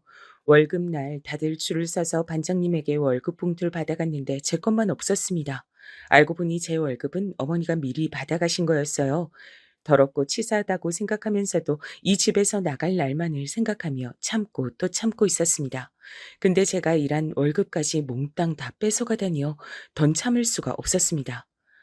어머니, 제 월급을 왜 어머니가 받아가세요? 제가 일한 건데 당연히 제가 받아야죠. 뭐야? 네가 여기서 먹고 자는 돈이 다 얼만데 그깟 월급 가지고 난리야. 네가 지금까지 이 집에서 살면서 쓴 생활비 받는 거니까 토달지 말고 성실하게 일이나 잘해. 괜히 멍청하게 굴다 잘리지나 말고. 아무리 그래도 차비랑 정신값이라도 주셔야죠. 그래야 저도 출퇴근을 하고 일이라도 할 거 아니에요. 웃기고 있네. 이게 어디서 삥땅을 치려 그래? 공장이 천리길도 아닌데 걸어다님 되고 밥이야 도시락 싸서 다님 되지. 네가 돈이 뭐가 필요해? 저는 기가 찼습니다. 이렇게 못된 성미를 그동안 아버지 앞에선 어떻게 참고 사셨나 싶어서요. 거기다 제게 뺏은 월급을 항상 오빠에게 모두 다 주더라고요. 저는 결국 견디지 못하고 공장에 출근하는 것처럼 아침에 나와 그대로 집을 나왔습니다. 집을 나와 몇 년은 연락도 하질 않았어요. 그러다 남편을 만나 결혼을 하게 됐을 때 연락을 드렸습니다. 그런데 어머니도 오빠도 오질 않으셨죠. 저도 기대를 한 건 아니었지만 그래도 그때 알겠더라고요. 이제 다시는 못 만나겠구나 싶었죠. 근데 제 남편과 시부모님이 돌아가셨단 말에 오빠가 단번에 서울로 올라와 준 거예요. 전 고마웠습니다.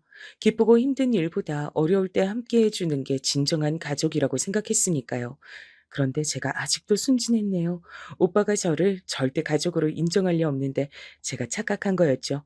어머니가 치매에 걸렸으니 오빤 이때다 싶어 저를 데리고 온 거였어요. 네 상황도 너무 안타깝고 안쓰럽다. 근데 내가 지금 어머니를 모실 여력이 없어. 내가 사업 때문에 미국에 들어가야 돼. 와이프는 내 비자 문제 때문에 먼저 들어가 있는 상태고. 알고 보니 오빠 처가가 미국이랍니다. 결혼해서 쭉 한국에서 사업을 했는데 그게 잘 안 돼서 처가에서 미국으로 들어오라고 하셨다더라고요. 미국에 들어오기만 하면 처가에서 지원해 주시겠다고요. 그런 상황에서 어머니까지 요양원에 안 들어가시겠다고 성화라 오빠는 곤란한 상황인 것 같았어요. 우선 내가 살아야 나중이라도 어머니라도 모시고 미국에 들어갈 텐데 미치겠다. 처가에선 하루라도 빨리 들어오라고 성화고. 저도 그 순간 선택을 해야 했어요. 저도 제 자식이랑 살 궁리를 해야 했으니까요. 우리가 의존 남매도 아니고 그렇다고 사이좋은 가족도 아니었지만 그래도 내가 어릴 때 오빠나 어머니 신세진 건 맞아. 그러니까 내가 어머니 모실게. 대신에 미국 들어가면 나 돈 좀 보내줘. 어머니 모시는 비용이랑 우리 아기 키울 수 있을 정도만. 당연하지. 내가 앞으로 너 내 동생으로 생각하면서 잘 챙길게. 그러니까 어머니 좀만 부탁해. 돈 걱정은 하지 말고. 그렇게 오빠는 미국으로 들어갔고 전 어머니를 모셨습니다. 어머니의 얼굴을 볼 때마다 순간순간 어머니에게 여기저기 쉬지 않고 맞았던 기억이 떠올랐어요. 하지만 어쩌겠어요? 제게도 다른 선택권이 없는걸요. 거기다가 이젠 제가 몸도 예전처럼 성치 않잖아요.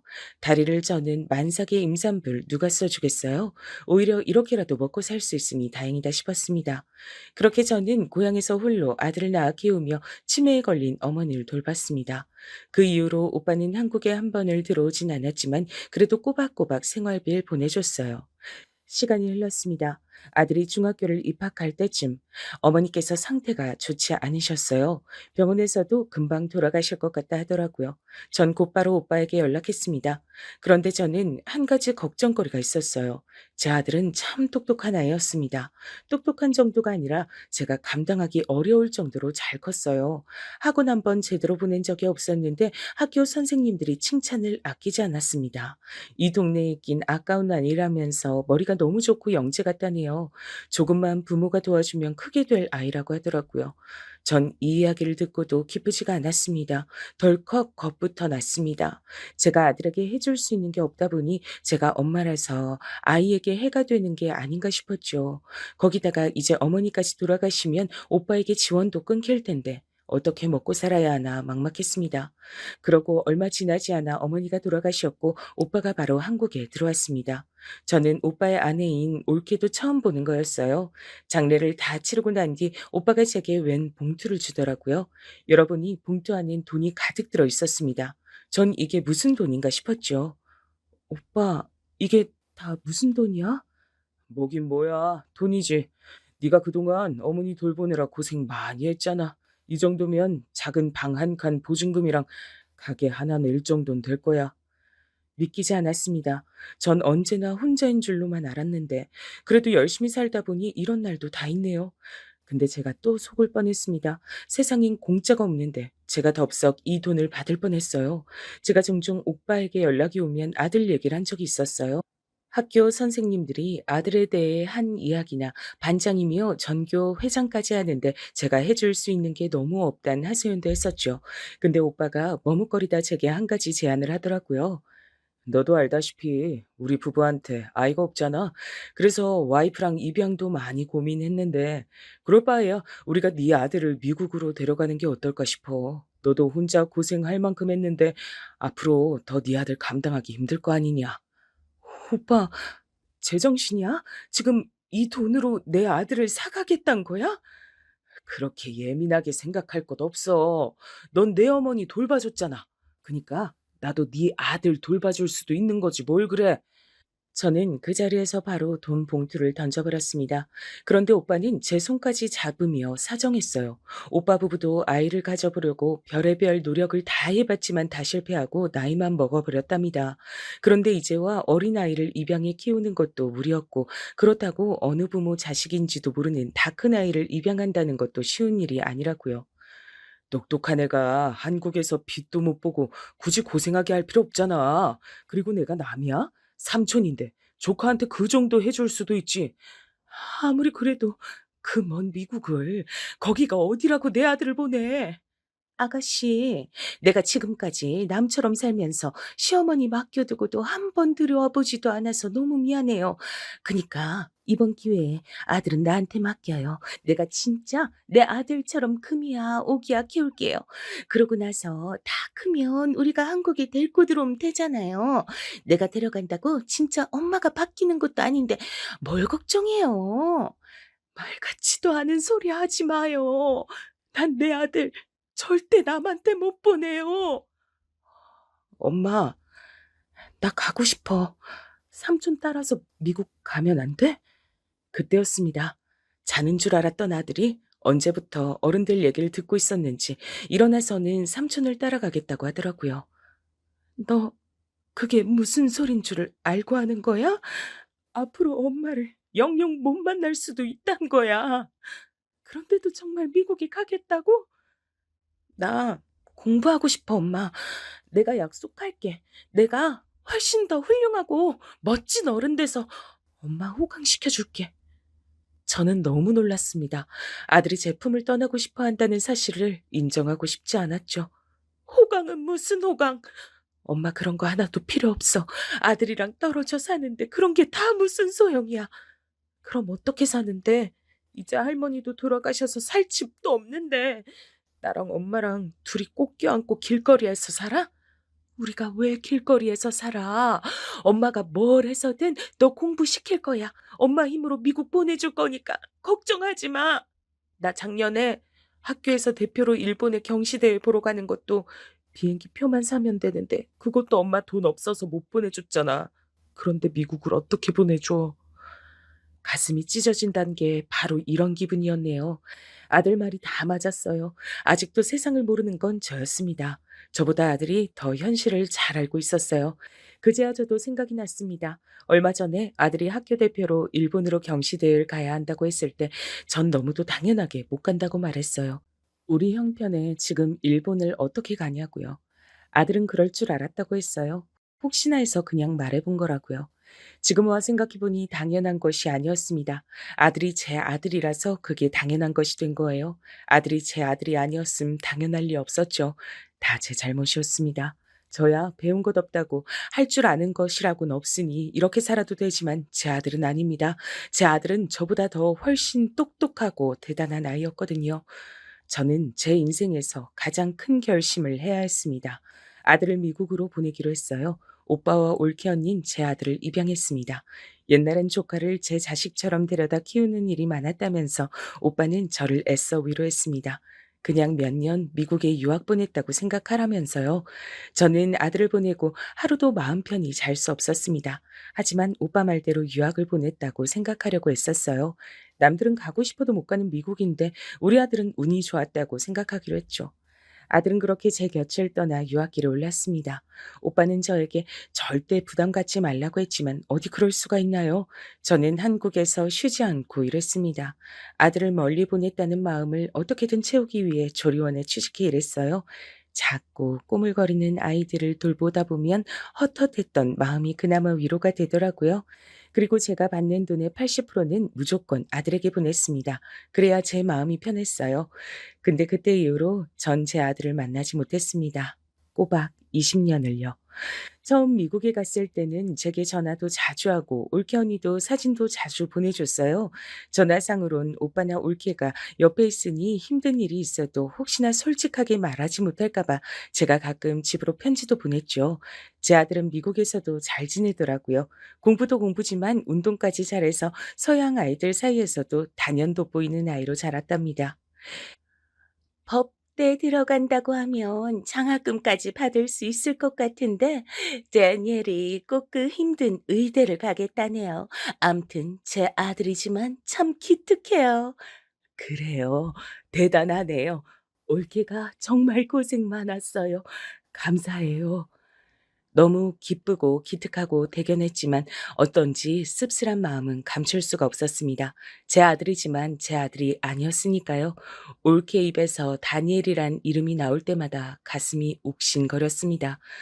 그런데 시간이 갈수록 제 아들이 맞긴 한가 싶었습니다.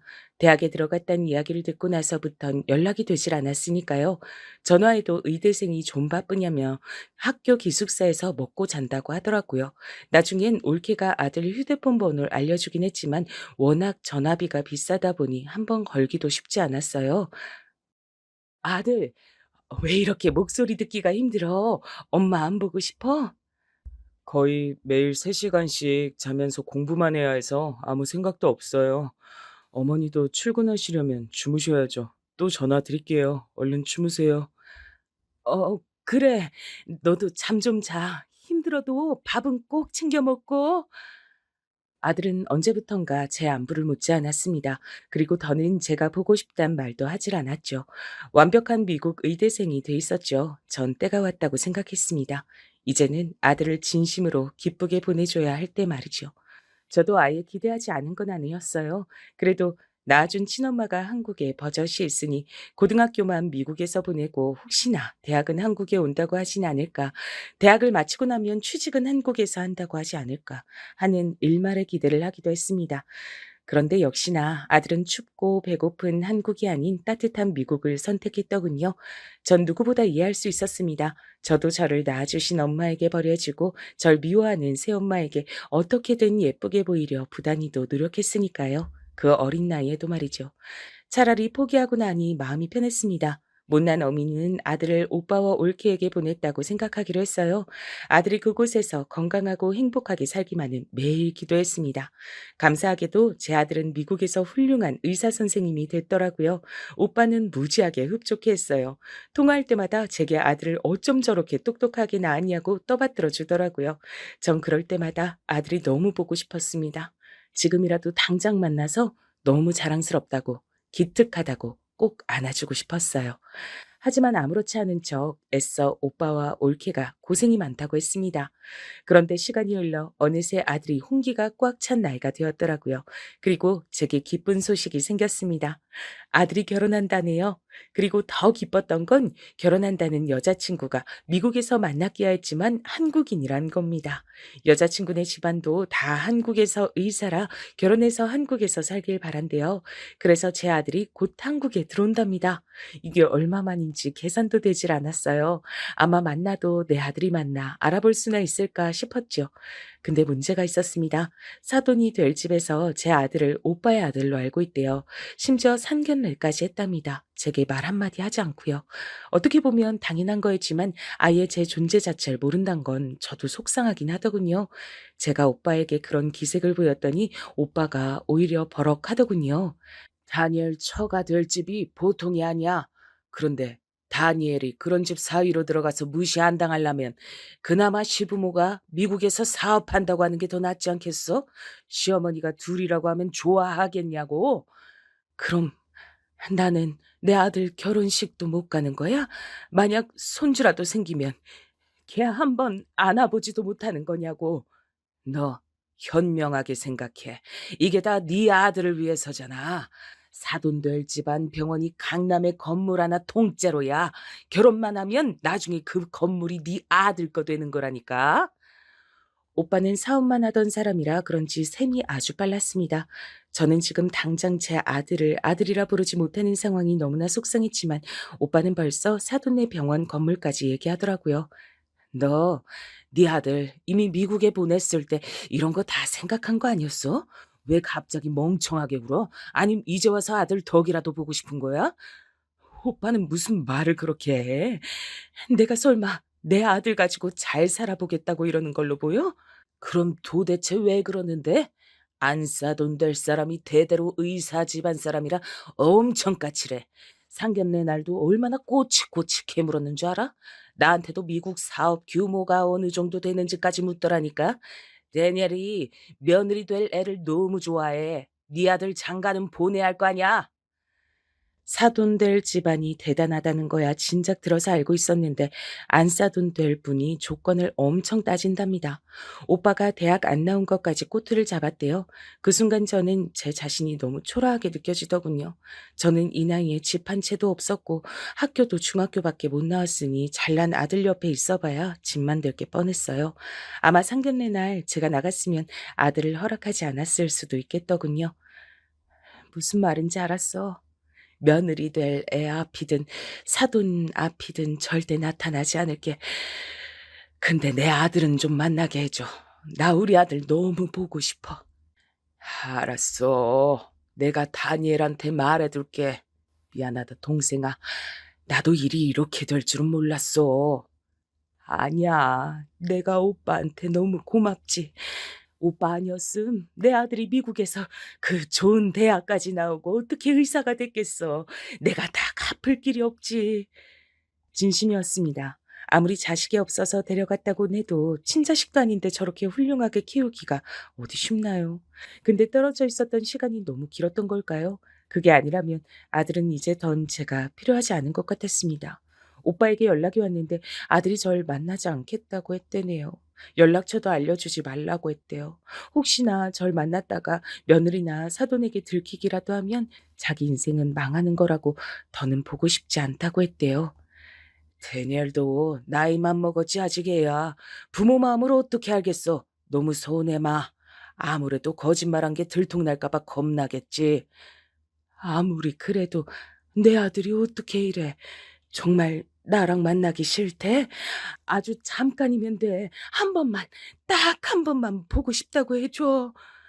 저는 오빠에게 애원했습니다. 제 휴대폰 번호를 전해달라고요. 그런데 정말 전화가 오질 않았습니다. 그때까지만 해도 저도 포기하려고 했어요. 아들이 훨훨 행복하게 살기만 바라려고 했습니다. 근데 시간이 지날수록 아들이 괘씸하다는 생각이 들었어요. 아들도 자식이 생기면 제 마음을 알까 싶었죠. 전 아들 생일만 다가오면 사무치게 외로웠습니다. 죽은 남편과 시부모님 얼굴도 떠오르고 우울했어요. 그래서 무작정 아들을 보러 갔습니다. 연락처도 모르고 어디에 사는지 몰랐지만 사돈이 한다는 병원이 어딘진 전에 오빠에게 들어서 알고 있었거든요. 한 건물이 통째로 다 병원 건물이라고 했으니 그 건물 어딘가엔 아들이 있을 것 같았습니다. 병원에 들어서자 전 심정이 뛰었습니다. 이곳 어딘가에 아들이 있을 거라 생각하니 너무 떨리더라고요. 근데 사람의 인연이란 참 신기하더군요. 웬 젊은 여자 의사가 머리를 부여잡고 비틀거리며 제 쪽으로 걸어오더라고요. 전 걱정돼서 곧바로 여자를 부축했습니다. 가까이서 보니 임산부인지 가운 안으로 배가 볼록하게 나왔더라고요. 아이고, 몸이 힘든가 봐요. 감사합니다.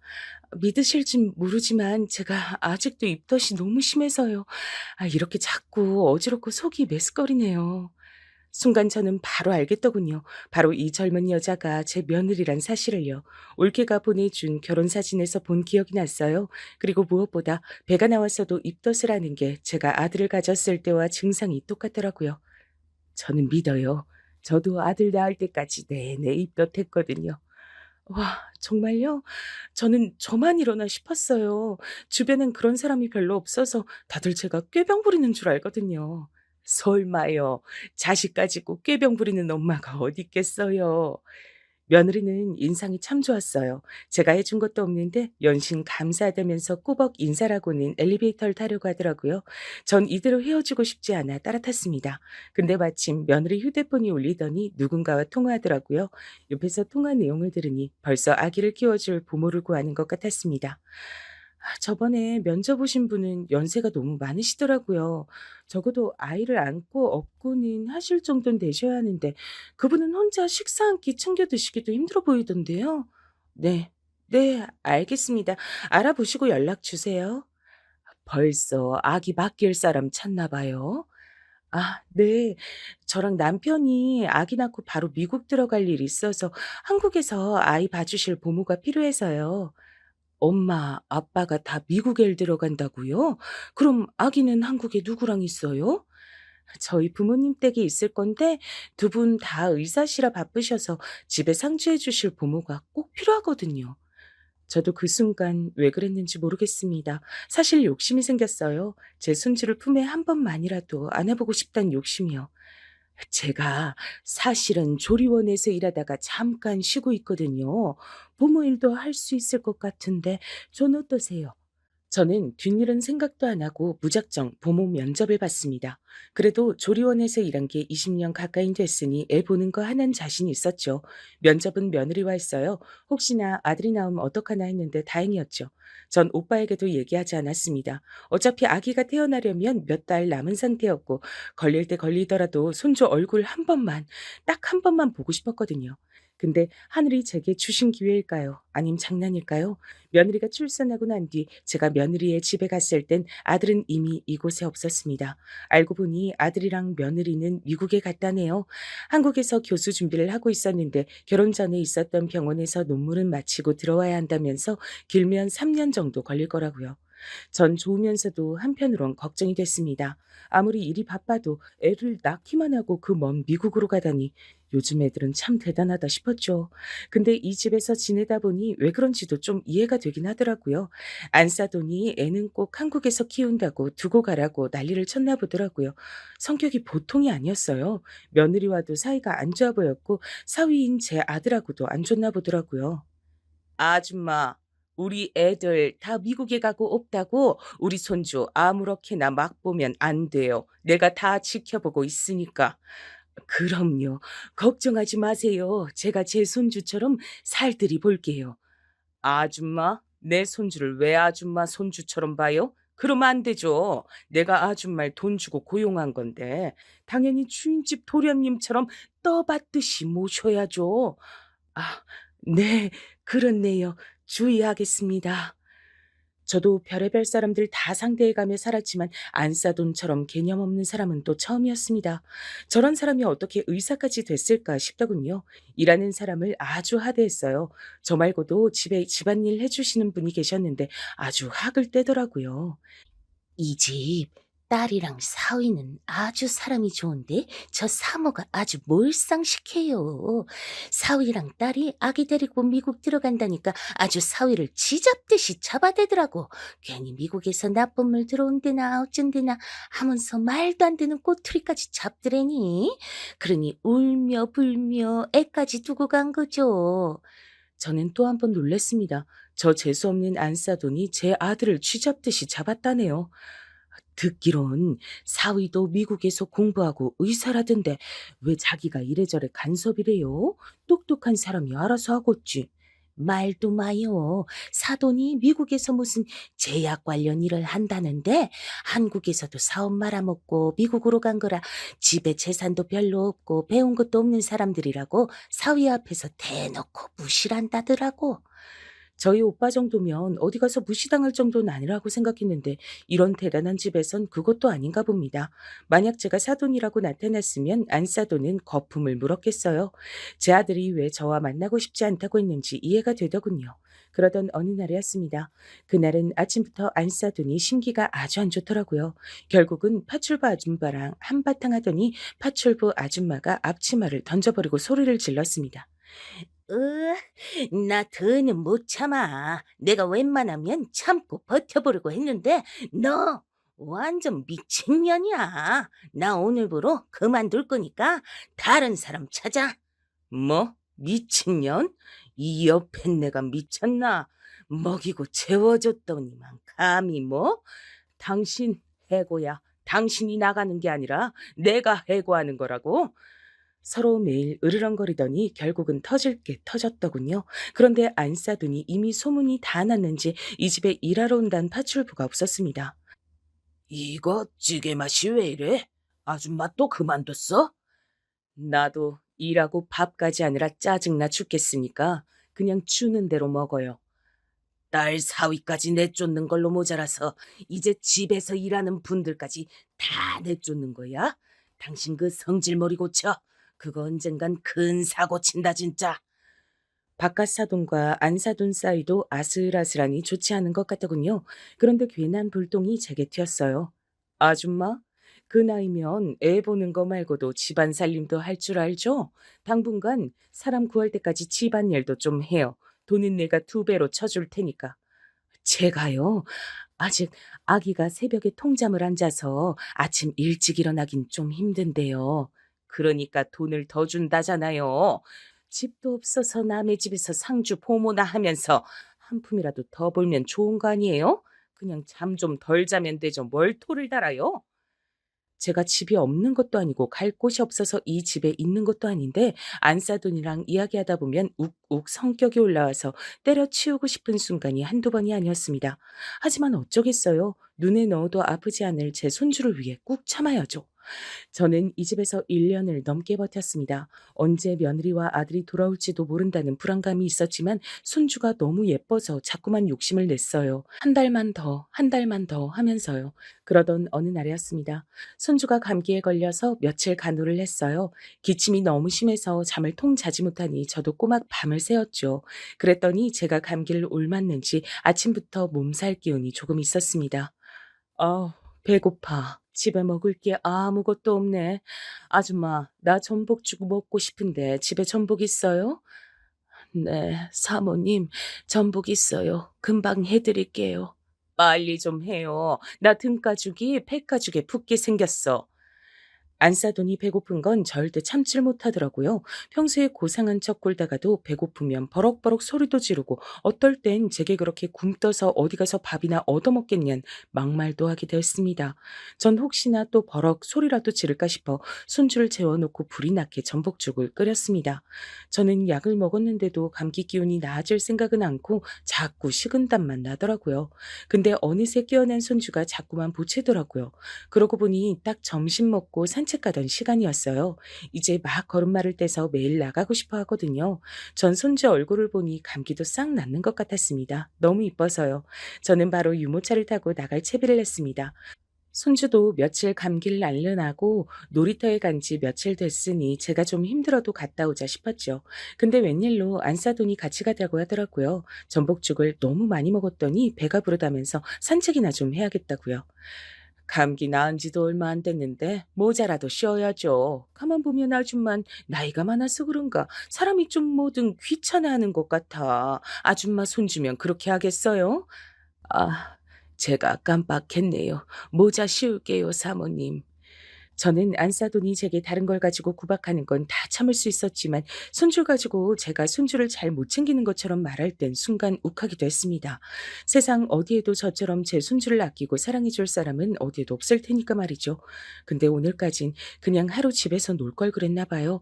몸도 안 좋은데 옷을 좀 두껍게 입고 나왔더니 약 기운이 돌아 슬슬 졸리더라고요. 제가 연신 하품을 하고 있으니 안 싸도는 그게 또 마음에 안 드는 것 같았습니다.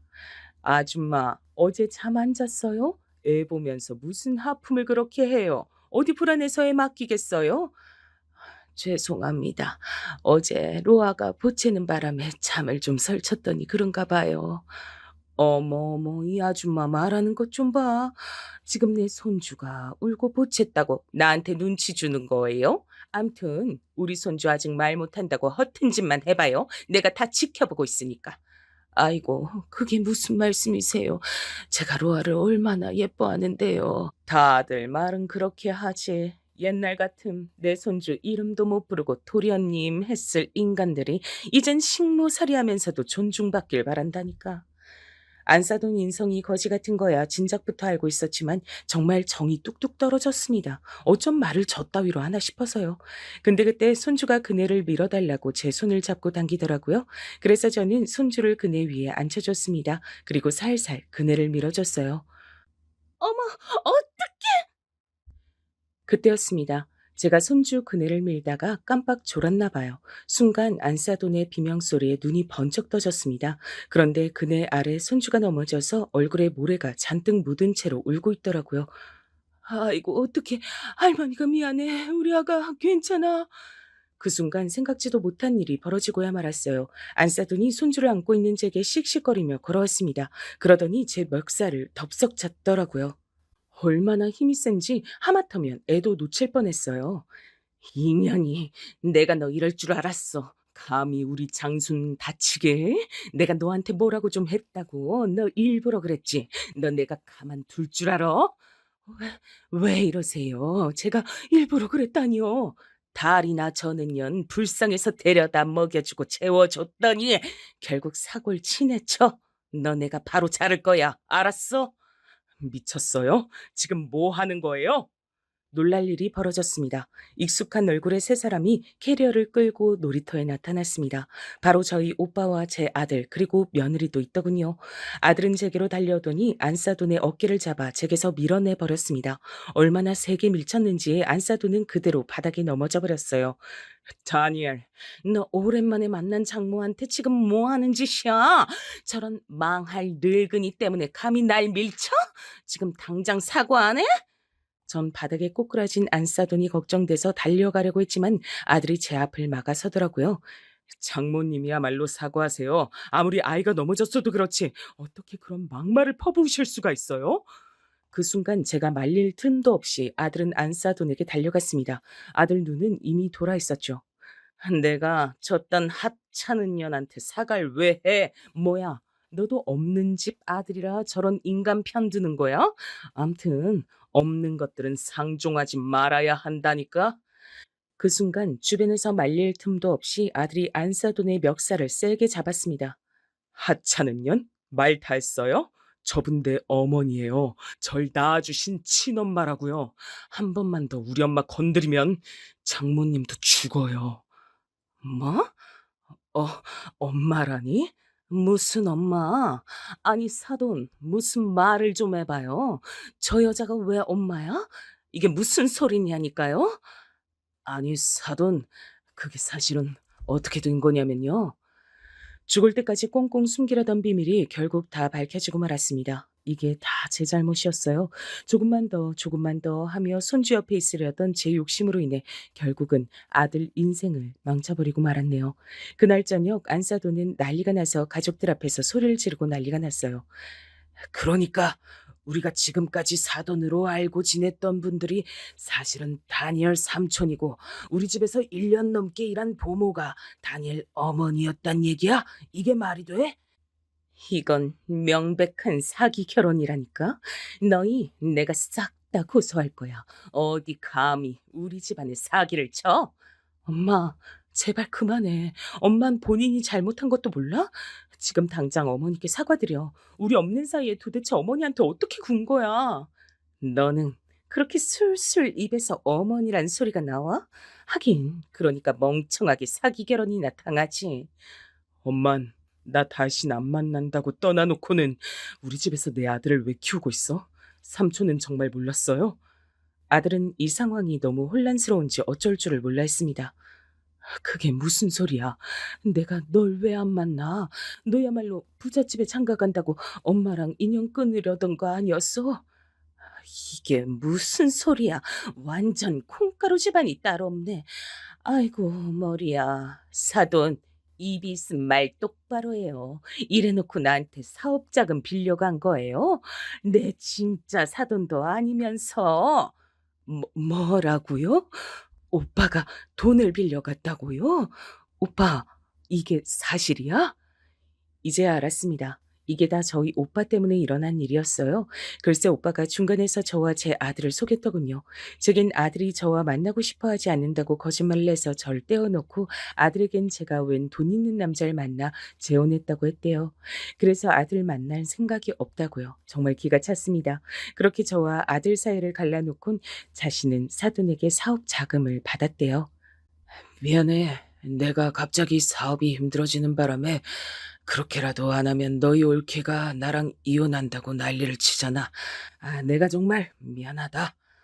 오빠는 안 그래도 돈 좀 빌렸다고 자신을 개무시하는 안사돈 앞에서 사실대로 말할 수는 없었다네요. 안사돈 말이 맞았습니다. 저희가 콩가루 집안이 맞았어요. 그래도 속은 시원했습니다. 모든 진실이 다 밝혀져서요. 전 그날 이후 어쩌면 다시는 손주 얼굴도 보지 못하겠구나 싶었는데 제가 며느리 복은 아주 기가 막히게 타고났더군요. 며느리는 손주와 떨어져 있는 게 너무 힘들어서 아들과 결국 공부를 다 마치지 못하고 한국에 들어왔던 거였어요. 그래서 그날 놀이터에서 절 본 거였죠. 그리고 더 놀라운 건 그날 이후 며느리는 손주와 아들을 데리고 아예 친정에서 나왔어요. 앞으로는 저와 살고 싶다고 하더라고요. 네, 당연히 안사돈은 난리가 났죠. 지금 당장이라도 제 아들과 며느리를 갈라놓겠다고 말이죠. 하지만 며느리는 그럴 생각이 없었습니다. 저는 고작 1년 우리 아들이랑 떨어져 있는데도 너무 힘들어서 결국 돌아왔는데 어머니는 그 긴 시간을 도대체 어떻게 참으셨어요? 아무도 제 마음을 이해해 준 적이 없었는데 며느리가 제 마음을 알아주니 전 울컥하더라고요. 그게 내 아들 위하는 길이라고 생각했지 뭐. 근데 지금은 생각이 달라졌어. 가족은 지지고 볶고 살더라도 붙어 살아야 한다는 걸. 네, 그렇게 해서 전 아들과 함께 살게 됐습니다. 손주 6까지 키우면서 말이죠. 아들과 며느리는 처가 병원에서 나와 동네에 작은 병원을 하나 개업했습니다. 아들은 숨통이 트인다면서 이제야 좀 살겠다고 하더라고요. 저희 오빠는 어떻게 됐냐고요? 오빠는 미국에 돌아가기 전에 제게 미안하다고 울고불며 사과를 했어요. 그리고 전 용서해줬습니다. 물론 오빠가 잘못하긴 했지만 그래도 지금까지 제 아들을 저렇게 훌륭하게 키워준 건 아무래도 오빠 공이 컸으니까요. 이제 저는 아침에 눈을 뜨면 아들 아침밥도 차려줄 수 있고 손주 어린이집에도 데려다 줄 수 있습니다. 이게 다 며느리 덕이었어요. 저는 바로 지금이 제가 살아온 평생 중에 가장 행복한 순간이랍니다.